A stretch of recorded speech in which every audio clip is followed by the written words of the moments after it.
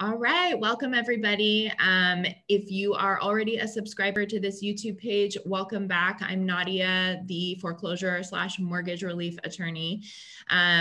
Make sure you like these videos, make sure you subscribe to the page. That's how we can really spread this information that you're about to get out to more homeowners who need some help. So today we're doing a little bit different video format. We have Jerry Plath, who is a wonderful real estate broker. I call him my down south agent. He works, he'll tell you a little bit about where he works, but generally in the kind of Vancouver, Washington area. He and I have been working together for a few years now, helping homeowners who are in default try to get themselves to a fresh start, a better situation, whether they're resolving a immediate foreclosure or just falling behind on their mortgage and everything in between. That's kind of what we do together as kind of a foreclosure prevention team. And so the purpose of this video is I'm just going to ask Jerry some of the questions that homeowners ask so we can kind of hear his perspective. We kind of work together. I work on the bank side. He's on the ground working with homeowners who need help. And so we're just going to kind of have a conversation that hopefully will get you guys some good info. So welcome, Jerry. Good to see you. Good to see you too. Glad to be here. Glad to help. Of course. Yeah. Why don't you just tell me a little bit about where your primary areas you work in Washington are, a little bit about your experience, and just kind of let people know kind of who you are and what you're all about down there. Great. I have been licensed for longer than I want to admit. I've sold properties all over, especially Western Washington, but I've sold property in Goldendale. So, you know, whether it's Aberdeen or, you know, north of Seattle, Everett, I've done. Right now, like you say, my primary business is in the Vancouver area. So everything in Southwest Washington is what we're probably the closest to. Although I'm still a member of the MLSs in all across the state. So there's not very many places we couldn't touch if we didn't have, if it was necessary. And sometimes it is. Sometimes when there's a distressed sale, not only do they have to sell the house, but what's on their mind, what's on a seller's mind is where am I going to go next too? And knowing about the properties that exist in the rest of the state is a huge help. So, you know, we can usually put them in touch with a new circumstance that helps them out. I've worked in residential real estate for a long time, and I have a team of people that work close with me that are experts in many of the areas that are needed to be able to get through a distressed situation. So. That's awesome. Thanks. Okay, so when homeowners are first kind of entering into this sales situation, they often aren't even really sure whether their home is what we call an equity sale or whether it's going to be a short sale. So for those of you watching, if you don't know whether you have equity in your home, there are some other videos on this page that can kind of help you start to figure out that determination yourself. But I'm just wondering if there's anything you can tell homeowners to do or any help you provide them when they are coming to you and they're saying, I think I want to sell, I think I want to get out. I don't know yet if I'm a short sale person or if I have equity or money I can get out of the home. So what would you typically say to somebody who brings that question to you? Yeah, and you know, the straight answer is that we do a lot of work in trying to understand the correct valuation of the property. And even if you're in a distressed situation, fact is it's still a seller's market. So right now we're able to get pretty favorable pricing almost all the time. And I think especially sellers worry way too much about that. You need to let the professionals do what they do. And by the way, Nadia didn't put me up to this, but it starts with her.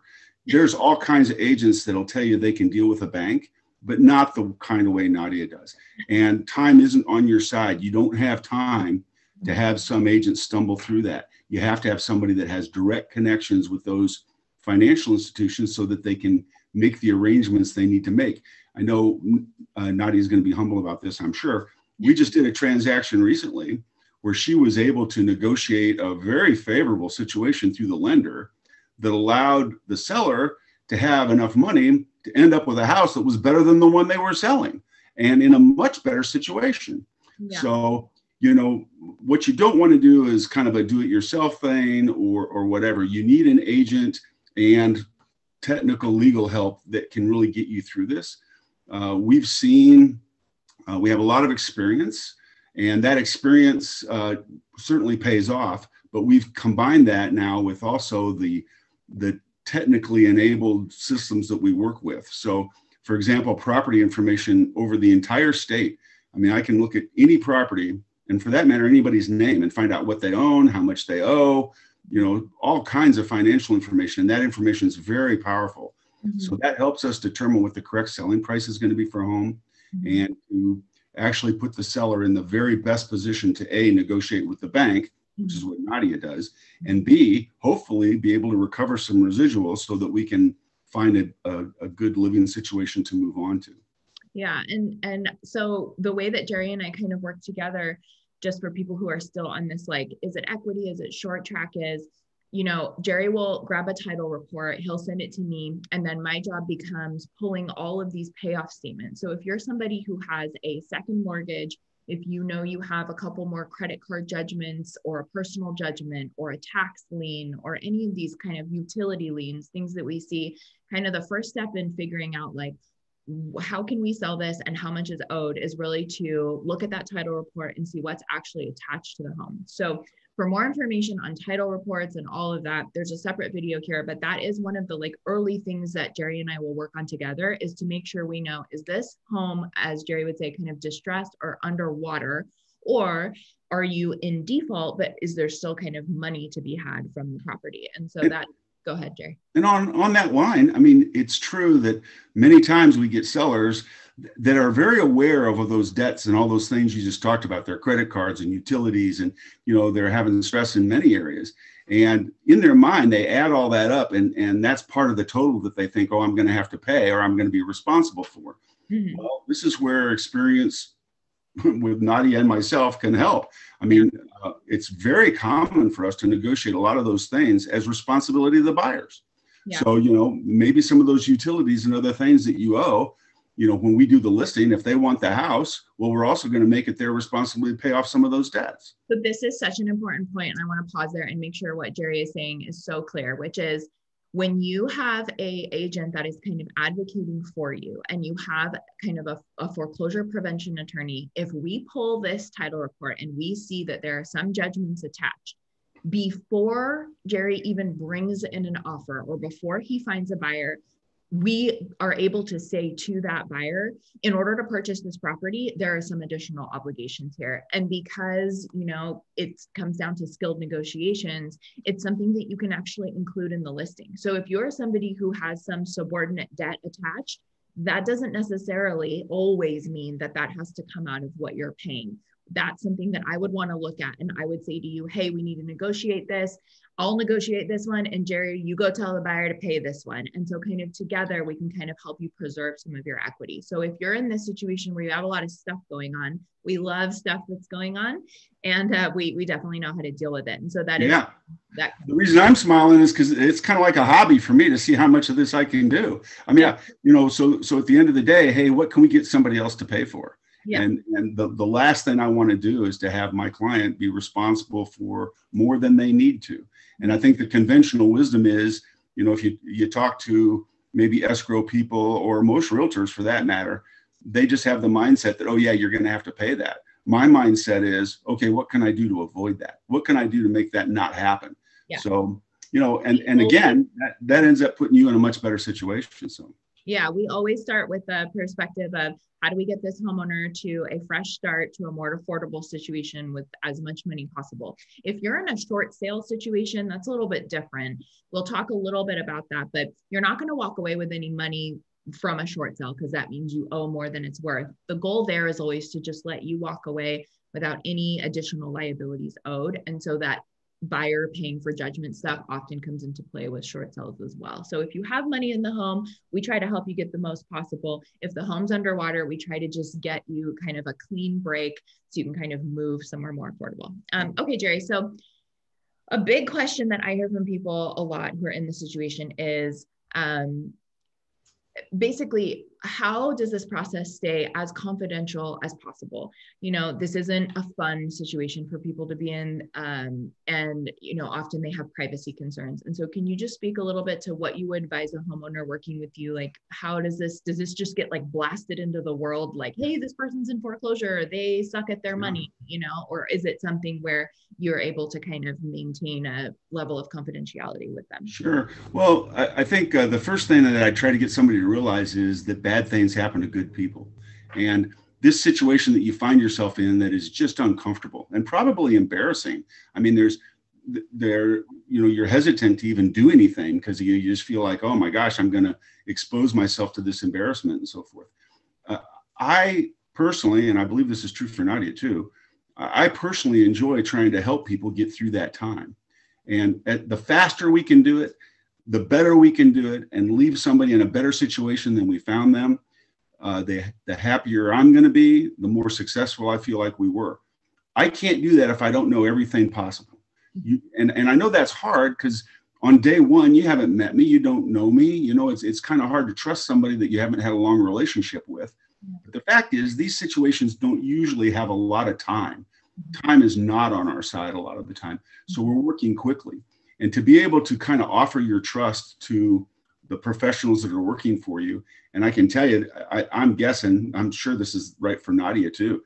The more information we have, the more we know, the more we can help you. So you need to just buck up and give us all the information you can. Trust us. We love you. We're going to help you. We enjoy doing what we can to help you.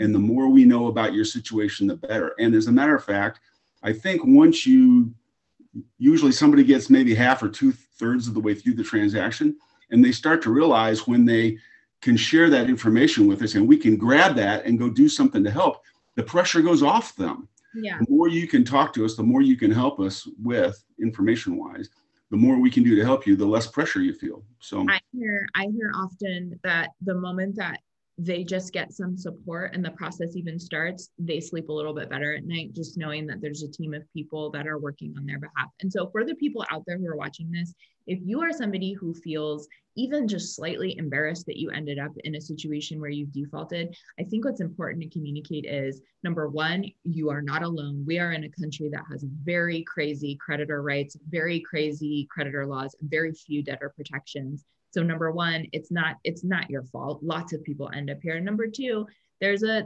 better, fresh start, fresh way to kind of move forward out there for you. And we are going to be the last people who would ever judge you. We really just want to help resolve these issues so that you don't feel like there's this constant kind of weight of debt hanging over your head. And as a matter of fact, I tell you what, I think that a lot of the times the people that are under this pressure are under the idea that it's never going to get worked out, that it's always going to be this problem. And I usually see it from the other side, is that, hey, we can help you. We can get you from where you are to some place that's happy pretty quickly, if we just do what we need to do.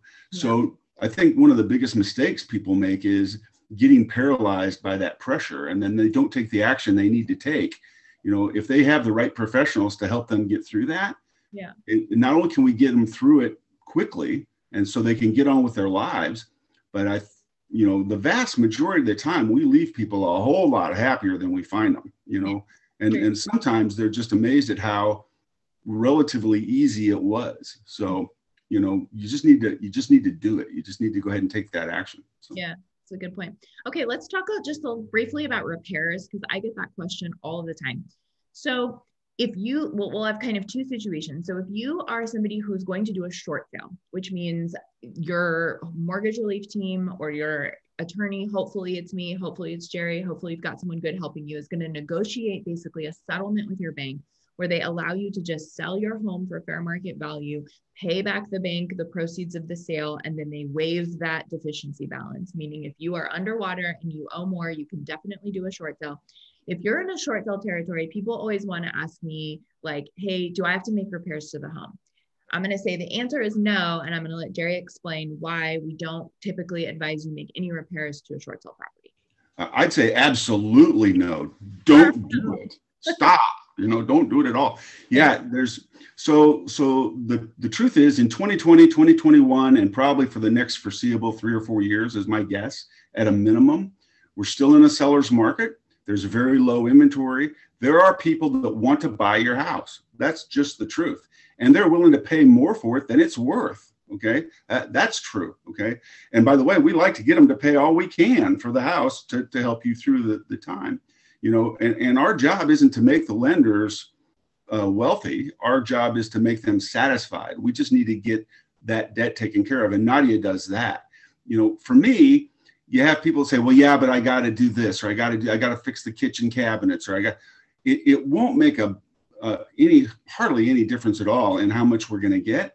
So I tell people, don't spend 100 so I can get you 50 back, Yeah. And if you think about it, if you did get any additional value to the house, well, the lender's going to end up with that most of the time. So unless you're really wanting to do all you can to make the bank happier, which I don't think is usually the objective, No. then don't do it. Okay. And as a matter of fact, you have other things to do. Prepare to move. Okay. Somebody that says, hey, I'm going to spend 2 or 3 weeks fixing up my house, to me, that's just 2 or 3 more weeks of trouble you're going to be in. And money that they're spending to pay. It is. It exactly is. So it's the faster we can do it, the more it helps them. Also, especially people that are in a distressed situation don't need to take on more tasks and even something simple like painting a room or something just doesn't need to be done. Now, I do think one of the big things, especially in the Pacific Northwest, is really interesting. People have pets, and those pets are part of the family. And I'm telling you, if you can do something to get the pets temporarily out of the situation, really helps. Makes the house more accessible, which we gotta have. We have to have it as accessible as we can. We don't need to say to somebody they can't see the house in a showing because we got to put Fido in the garage or something. Getting them out of that. Also, pets tend to make messes and doesn't help. Okay, so cleaning is something you can definitely do. It helps to clean. It doesn't cost much, and decluttering. That's the biggest thing. So cleaning, decluttering. And hey, the declutter process you need to do anyway because you're going to be moving out. So, the quicker you can kind of get rid of some stuff and get the house a little bit more open up, the easiest house to sell is a vacant house, actually. So the more stuff you can take out of the house, in my opinion, gives us a much better chance. Also gives us a higher price a lot of the time. So, try not to take on more projects. You got enough on your mind right now. The last thing you need to do is start to think about taking on new projects. It won't get any more money. Yeah. And the goal is always to save as much money as you can to make an easy moving experience for you. Right. So let's transition to just talking about offers a little bit. This, again, I work with the bank, so this is like new information to me too, but I get a lot of questions from homeowners like, what does a good offer look like? Or what if I get multiple offers on my property? And so I just wanted to kind of throw the question out there to Jerry, like when offers start coming in, how do you pick the one that we go with?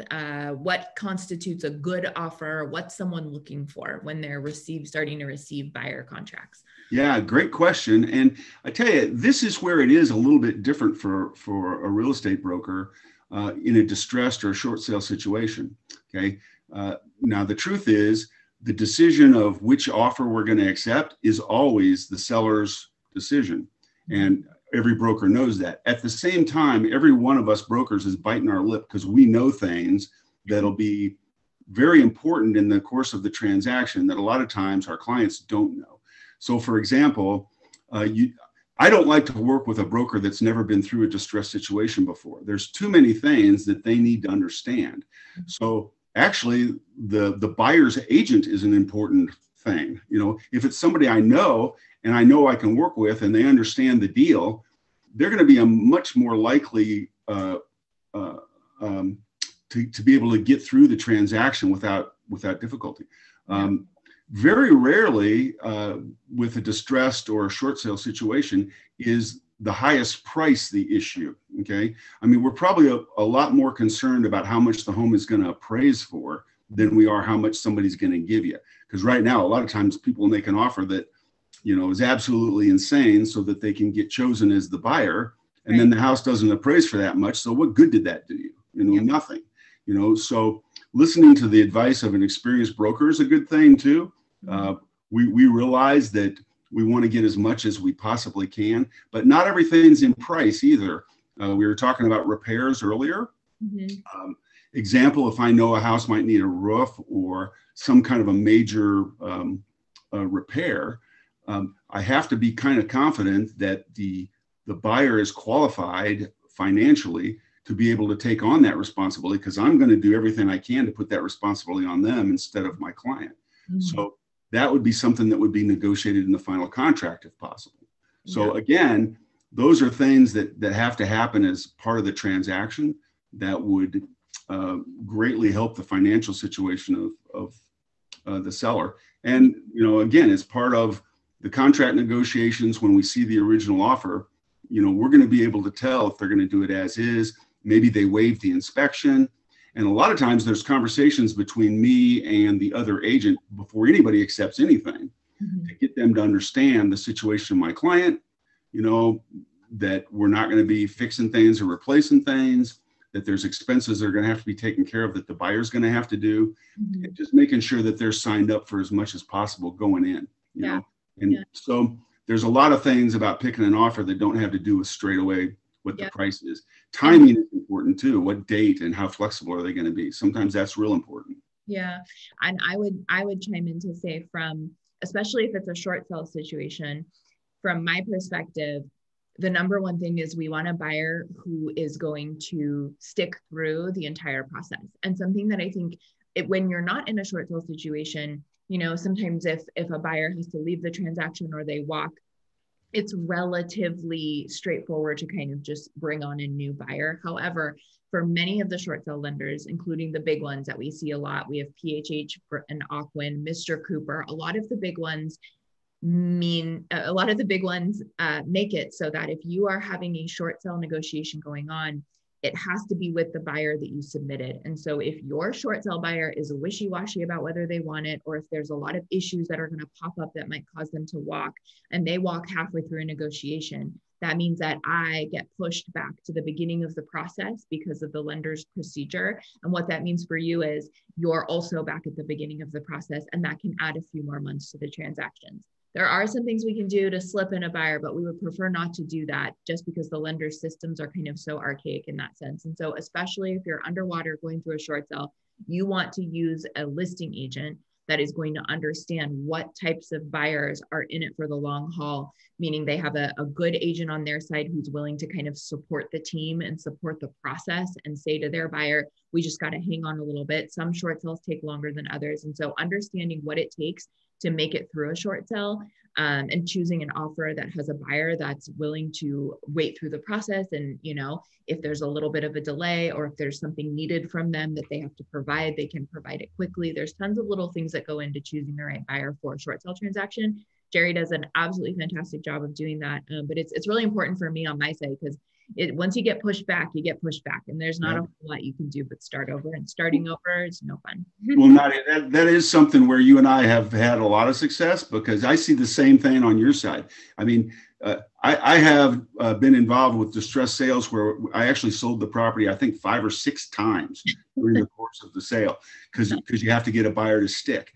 And having somebody on the negotiating side with the lender that can keep that process on track and keep it quick is just such a relief, and Nadia, that's something that you do that's just amazing, is that something that would take a realtor probably 5 or 6 months to do, you're doing in 5 or 6 weeks. So that gives us a lot better chance to keep those buyers under contract, and to keep them from getting unhappy, or they start asking for crazy things, or it's nice when we know we're keeping things on track. So you do a wonderful job of that. Oh, that's really sweet. And, if you're an agent out there who happens to be watching this video, or if you're somebody who does negotiations or is kind of doing your own short sale negotiation, and you want some more information on how to kind of keep the bank, keeping everything open while you transition a buyer, I have some thoughts on that. I'll try to make a video, but if not, you can always give me a call to get more info on that.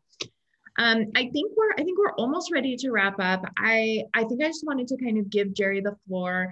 Is there anything else you'd like to communicate to potential homeowners in Washington who are like, on the fence. They're like, they have that desire that's like, I kind of want to stay, but on the other hand, it's so stressful. They kind of want to go.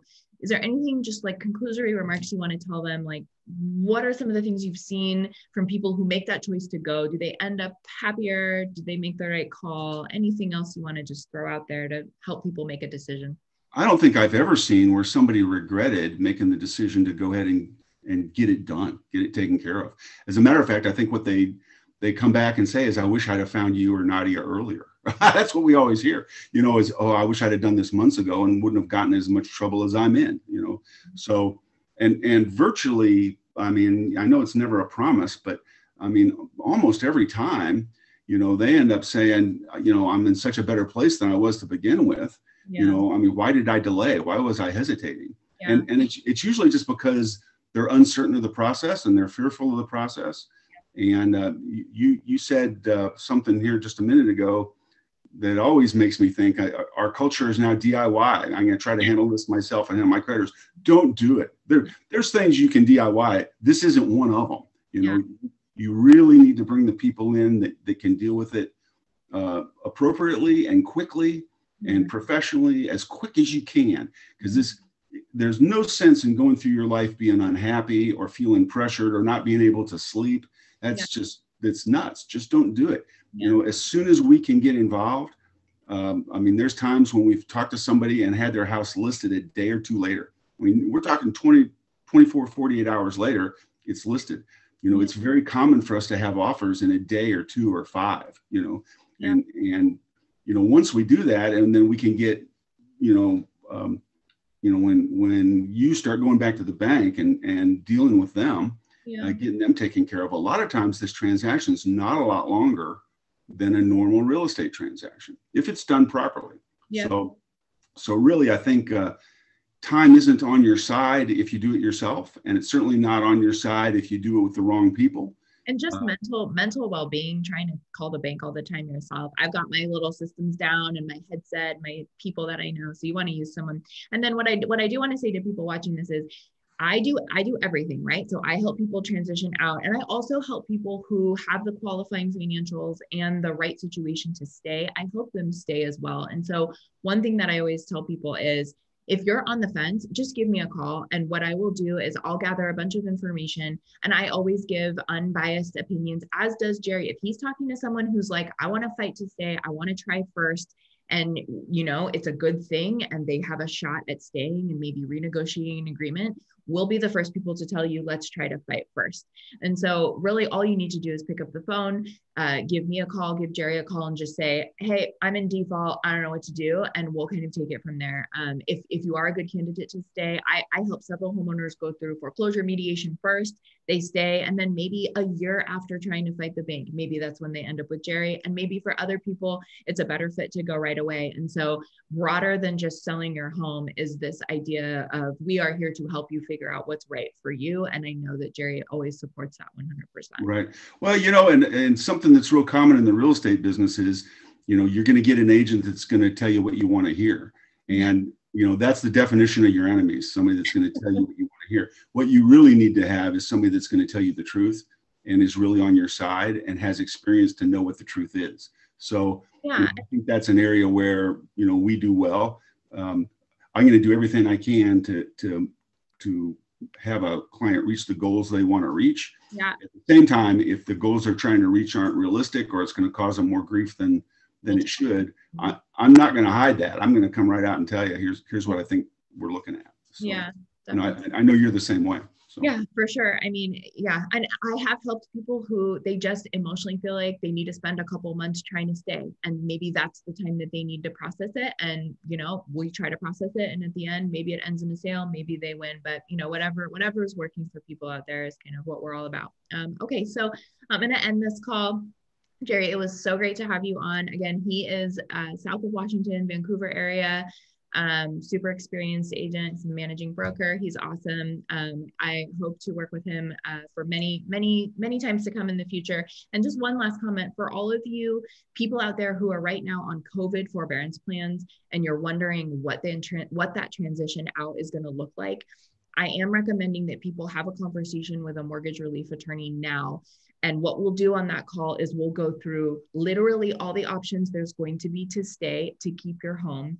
And we can talk about if you think you're in a position where the income is just not going to recover, we can talk about selling. And so if you're just even watching this in a forbearance plan and you don't know what the end of that's going to look like, give me a call and we can figure that out. All right, I'm gonna let you go. Bye, Jerry. Bye. Thank you very much. Yeah, of course. Have a great day.